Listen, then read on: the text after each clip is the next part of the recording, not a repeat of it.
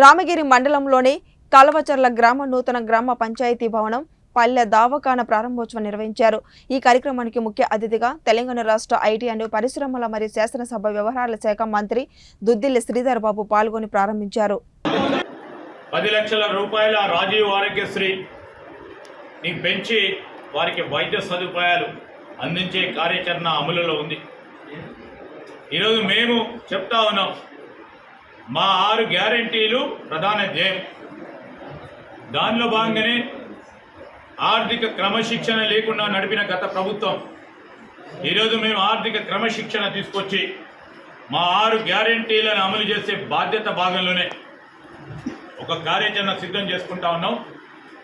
మొన్న ఈ మధ్యలో జరిగిన ప్రజాపాలన కార్యక్రమంలో తీసుకున్న దరఖాస్తులను కూడా మరి డూప్లికేసీ లేకుండా అస్సలు సిస్సలైన అర్హులదారు మేము చెప్తా ఉన్నాం, రేపు తీసుకునే ప్రతి కార్యక్రమం కూడా పేదవాడికి,